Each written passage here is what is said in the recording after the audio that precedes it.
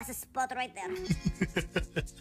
We know exactly how that feels at Diamond FM with good conversations, music, and top entertainment that touches your soul.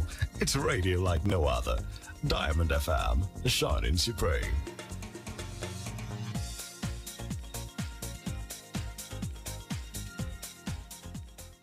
What did I say, huh? What did I say? I told you no touchy. Now you suffer the bite of the lion and the clenching jaws of an alligator. No touchy, especially not a fan of Diamond FM. Don't touch that radio set.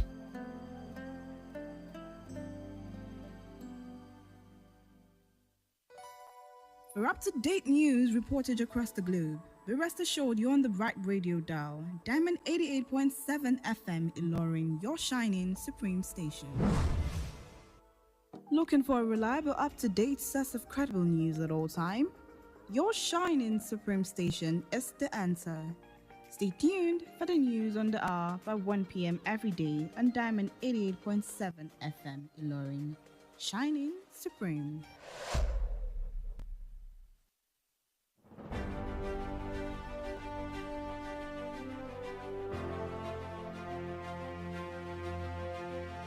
From the news desk of Diamond 88.7 FM Ilorin, this is News on the Hour.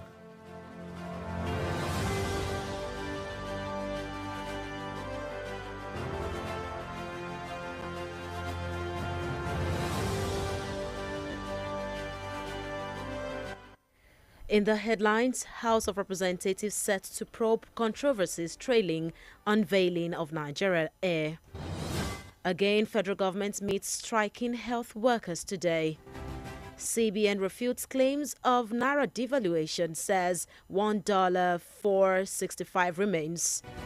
On the foreign scene, NATO allies agree on Ukraine membership. In sport, Bournemouth leads join Osai Samuel Chase. Good afternoon and thank you for joining us for the news on the hour. On Diamond 88.7 FM, I am Tobi Adebisi. You can listen to us via our website www.diamondfm.net or watch us live on Facebook at Diamond 887 FM. We'll bring you details of the news after this break. Please stay with us. Is there any opportunity in this country? I don't lose hope. Oh my God, jackpot. Leaving the country may not be the solution that you think it is. Don't make leaving Nigeria the only solution to your life's challenges. Japa because you want to, but stop raising it as a solution to national issues that you can work on and fix. Nigeria will always be your home, and together we can make it better. This message is reaching you from Diamond 88.7 FM Ilorin.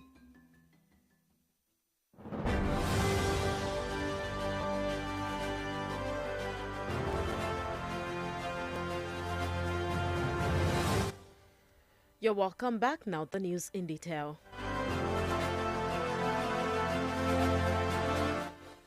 Following the controversial unveiling of the new national carrier, Nigeria Air, with an Ethiopian airline aircraft, the House of Representatives Committee on Aviation has summoned the Permanent Secretary, Ministry of Aviation, Dr. Emmanuel Oyewole, to an emergency meeting over the project. The committee, headed by Honorable Nolim Naji, directed Oyewole to come along with every document and personnel connected with the national carrier.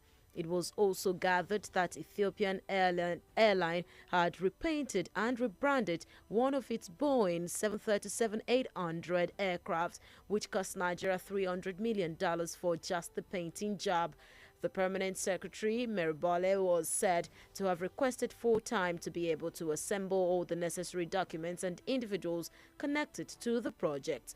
Tuesday, 7th June, has been rescheduled for the meeting based on the appeals for time by the ministry. The federal government and the striking Joint Health Sector Union will reconvene today in a bid to find a resolution to the ongoing indefinite strike. The National Vice Chairman of JOHESU, Dr. Obinna Ogbonna, disclosed this in an interview with newsmen today. The unions had met with the government last Thursday, but the meeting ended in a deadlock. Members of the union embarked on an indefinite strike last Thursday to press home their demands. And following the adjustment of petrol price at retail outlets by the Nigerian National Petroleum Company (NNPC) Limited, the Independent Petroleum Marketers Association of Nigeria (IPMA) says the new pump price of a litre of premium motor spirit, also known as petrol, can't be less than 500 naira. IPMAN Deputy President Zarama Mustafa stated this today. He explains that the NNPC, being the sole importer of petrol, fixes the price for oil marketers across the country. According to Zarama Mustafa, oil marketers will now lift petrol at over 460 per litre at fuel depot, add transportation costs and profit margin, which will make the new pump price go as high as over 500 naira per litre.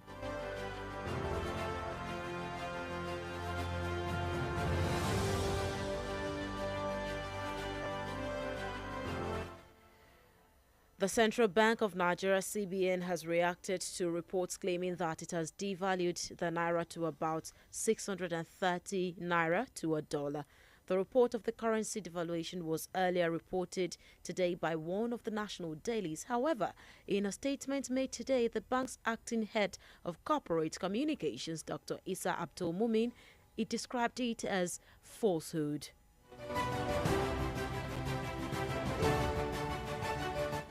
The senator representing Kano Central, Ibrahim Shekarau, on Wednesday decried Nigeria's high cost of governance, advising President Bola Tinubu on the need to cut down the number of federal lawmakers. He said this during an interview on Channels Television's Politics Today.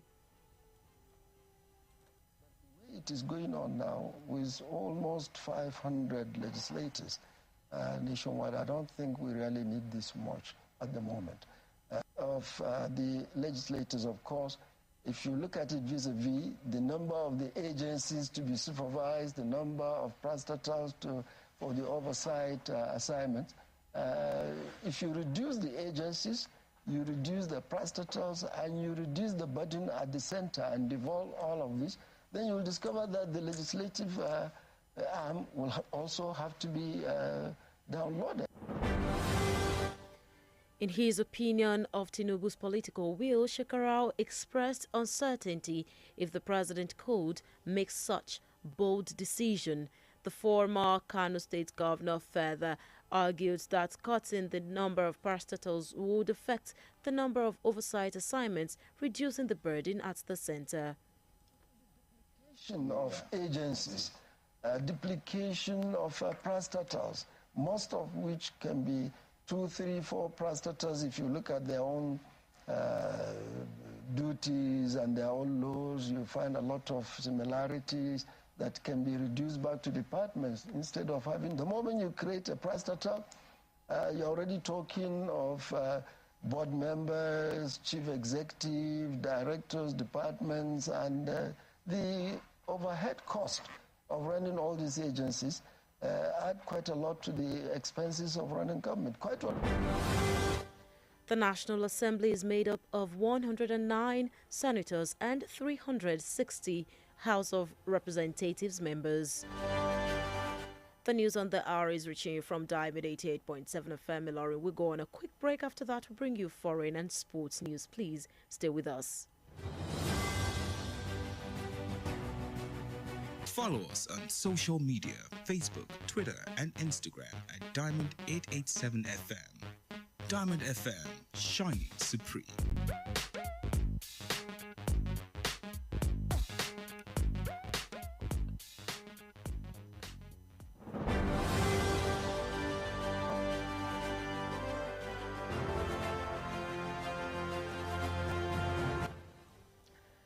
You're welcome back, and you're still listening to the news on the hour, reaching you from Diamond 88.7 FM. Now we move on with the rest of the stories. On the foreign scene, NATO allies have agreed that Ukraine will become a member. The Alliance's Secretary General Jens Stoltenberg gave this update today. Meanwhile, Stoltenberg said he would visit Turkey's capital Ankara in the near future to push Sweden's membership bid. Turkey and Hungary are the only NATO countries that have yet to approve Sweden's membership bid. And in sports, Fenerbahce defender Bright Osai Samuel has continued to attract offers from English clubs, with relegated Leeds United the latest to join the queue for the signature of the Super Eagles man. The Nigerian defender has seen his stock rise after his impressive displays for the Super Eagles, with the Yellow Canaries valuing him at 10 million. Fenerbahce are ready to listen to offers for the Nigerian international, whom they signed from Queen's Park Rangers in January 2020 for a fee in the region of €500,000. Relegated Premier League club Leeds are now in the running for the defender, while Bournemouth are in negotiations with Osai Samuel's camp over a possible transfer. With that, we've come to the end of the news on the hour, but before we go, here is the recap of the major highlights. House of Representatives set to probe controversies trailing unveiling of Nigeria Air. Again, federal government meets striking health workers today. CBN refutes claims of Naira devaluation, says $1 to 465 Naira remains. On the foreign scene, NATO allies agree on Ukraine membership. And in sports, Bournemouth Leeds join Osai Samuel chase. Did you know that the soles of our feet contain more sweat glands and nerve endings per square inch than any other part of the body? Now you know, and Diamond FM says, God bless Nigeria. It should be a compulsory prayer. It is the foundation of the preached patriotism. For news coverage or information about happenings around you, contact our newsroom on 0916 062 7526. The news on the hour was edited by Mahmoud Lawal, and I am Tobi Adebisi. Good afternoon.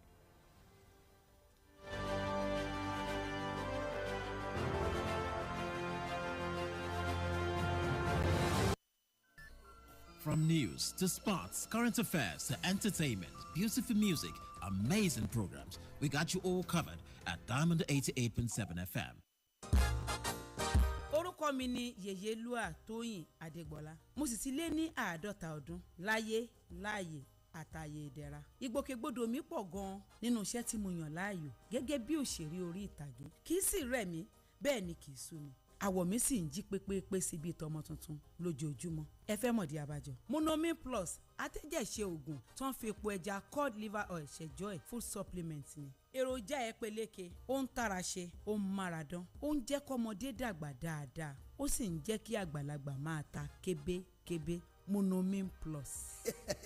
Monomin Plus fún èròjà tó ń tún inú ara ṣe lẹ́yìn ìwádìí ìmọ̀ ìjìnlẹ̀. A tún fi èròjà cod liver oil epo ẹja sí i ló fi wá di oògùn méjì tá a papọ̀ sínú ẹyọ kan ṣoṣo. La fi ń pè é ní Monomin Plus. Iléeṣẹ́ Tuyi Pharmaceutical Industries Limited. Àwọn tó lórúkọ tó ṣe gbẹ́kẹ̀lé níbi kápò oògùn òyìnbó ló ṣe é. Monomin Plus. Monomin Plus.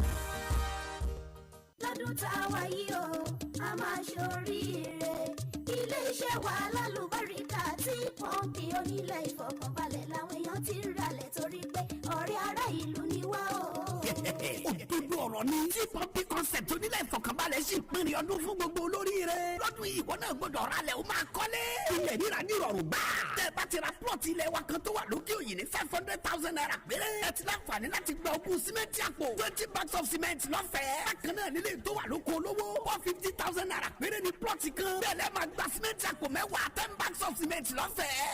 Ilé kíkọ́ ti bẹ̀rẹ̀. Lábàǹkì ilẹ̀ wa tó wà lélẹ́mẹ̀rẹ̀. Ilẹ̀ tá a rẹ̀ rà pamọ́ fúnra wa tàbọ̀mọ́ tá a bí torí ọjọ́ iwájú sì ń ta o. 300,000 naira ní 500 square meter. 200,000 naira ní 300 square meter. Àwọn olóríire ti ń jàǹfààní yìí báyìí. Ó di Friday June 30 ọdún yìí kó tó parí. Ẹ tètè máa bọ̀ lọ́fíìsì tí pọ́ǹpì concept tó wà ní suite 8 legislative quarters along Yidi Road Ìlọrin telephone 0052888552. tí pọ́ǹpì concept developer that cares.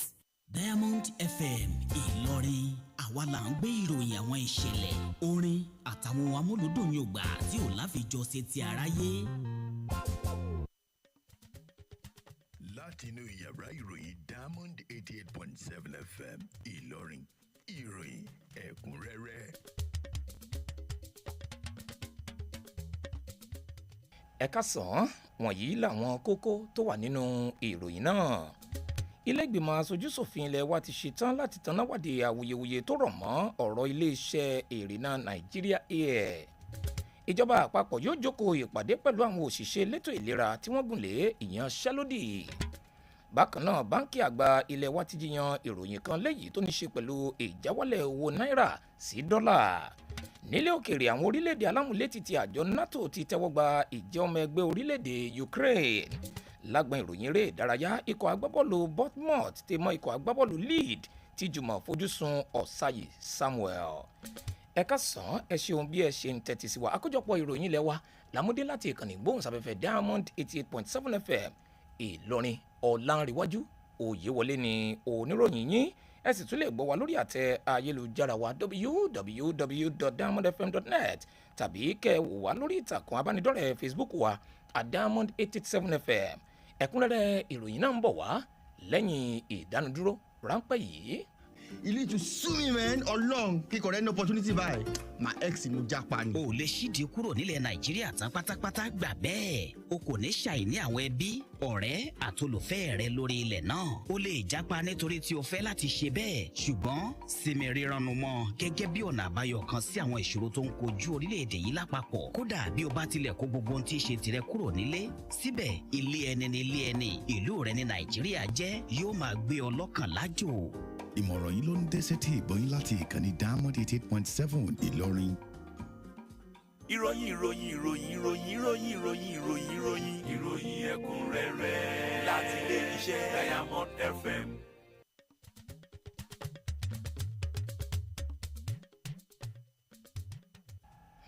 Ẹ káàbọ̀ padà, ẹ̀kúnrẹ́rẹ́ ìròyìn náà rèé.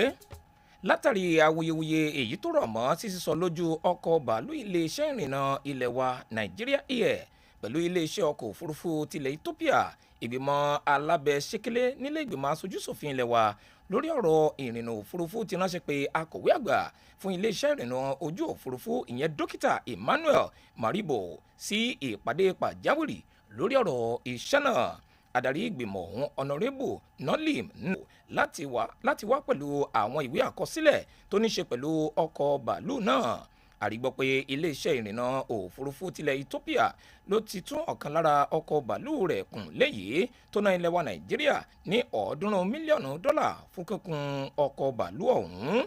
Ẹ̀wẹ̀, akọ̀wé àgbà náà Meribo ni a gbọ́ pé ó ti ṣáájú béèrè fún àkókò díẹ̀ láti ṣàkójọpọ̀ àwọn ìwé àkọsílẹ̀ tí mọ́ kíkàn sí àwọn èèyàn tí ọ̀rọ̀ kàn gbọ̀ngbọ̀ngbọ̀n. Ọjọ́ Ìṣẹ́gun ọjọ́ 7 oṣù kẹfà ni wọ́n mú báyìí fún ìpàdé mìíràn gẹ́gẹ́ bí àkókò tí iléeṣẹ́ náà béèrè fún. Ẹ̀wẹ̀, ìjọba àpapọ̀ ilẹ̀ wa tẹ mọ́ àgbáríjọpọ̀ ẹ̀ka ẹgbẹ́ elétò ìlera tí wọ́n gùn lé ìyanṣẹ́lódì ní ìrètí wà pé wọ́n ó jùmọ̀ jókòó àpérò lójúnà àti wá ojútùú sí ìyanṣẹ́lódì aláìní gbèdéke èyí tí ẹgbẹ́ ọ̀hún gùn lé.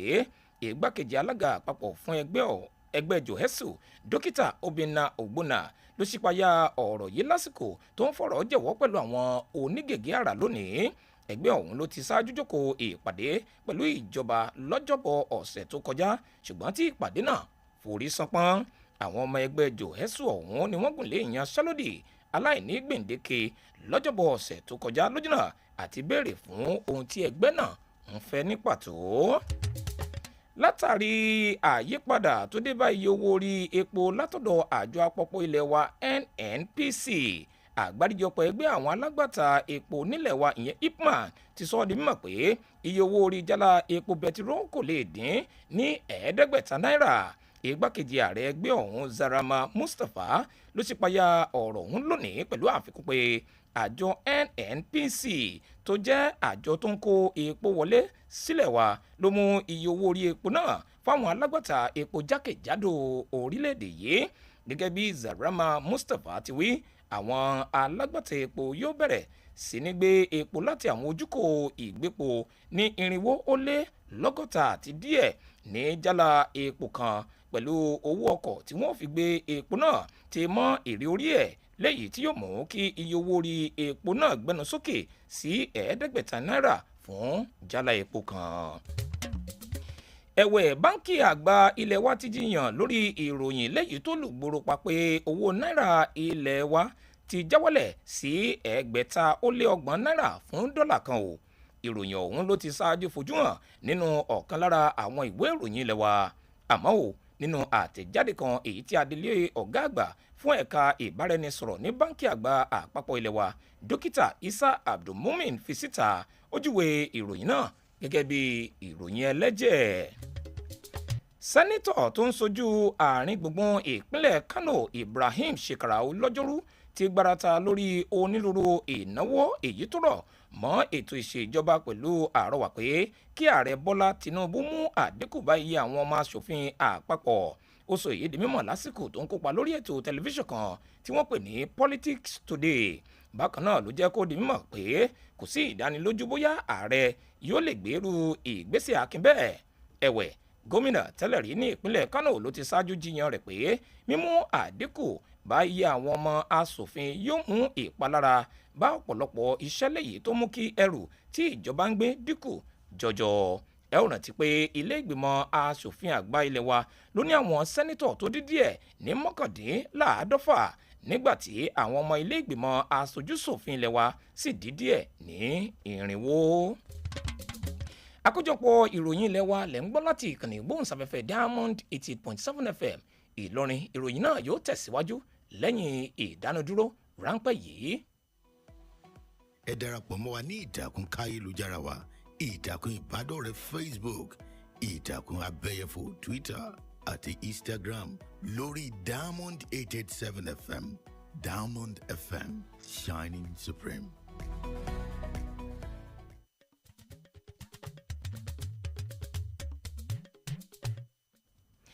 ẹ káàbọ̀ padà bóyá ẹ̀yin ṣẹ̀ṣẹ̀ ń darapọ̀ mọ́ wa àkójọpọ̀ ìròyìn ilẹ̀ wa lẹ́ ń gbọ́ láti ìkànnì ìgbóhùnsáfẹ́fẹ́ Diamond 88.7 FM Ìlọrin. ìròyìn náà ń tẹ̀síwájú báyìí.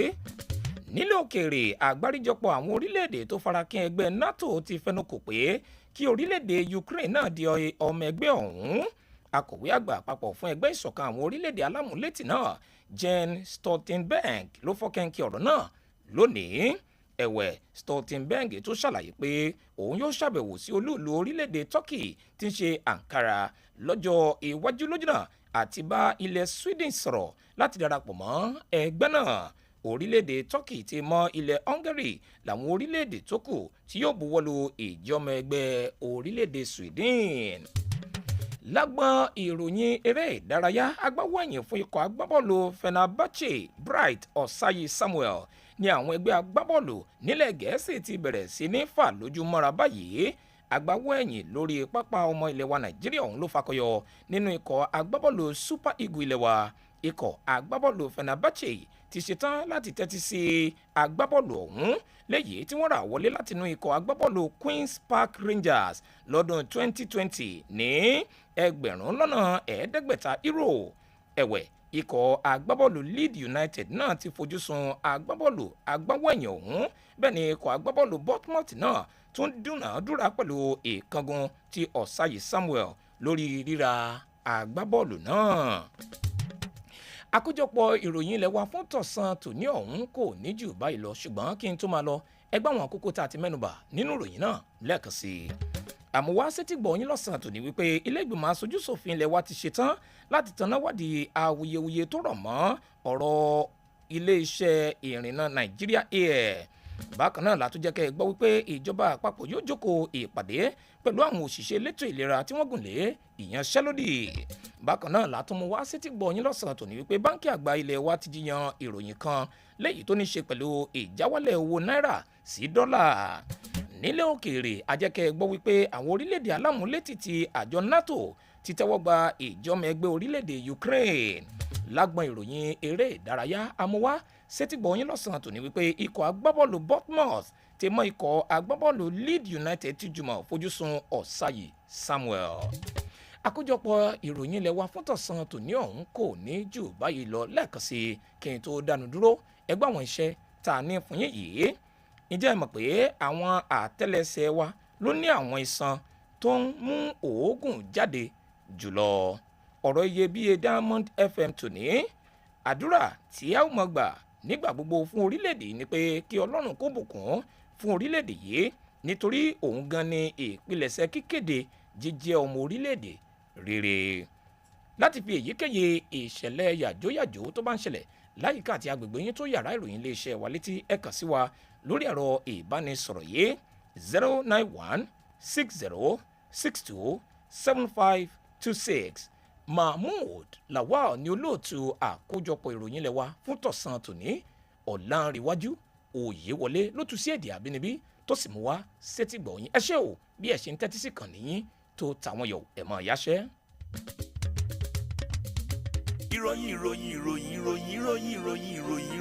ìròyìn ẹ̀kúnrẹ́rẹ́ láti ilé iṣẹ́ Diamond FM. Diamond FM ṣóun la ń gbọ́ Diamond FM gbọ́ nàrà dé o Diamond FM ṣóun la yé ń gbọ́ ìkànnì tójú kan nìkan lọ ìkànnì tó já wọn láyà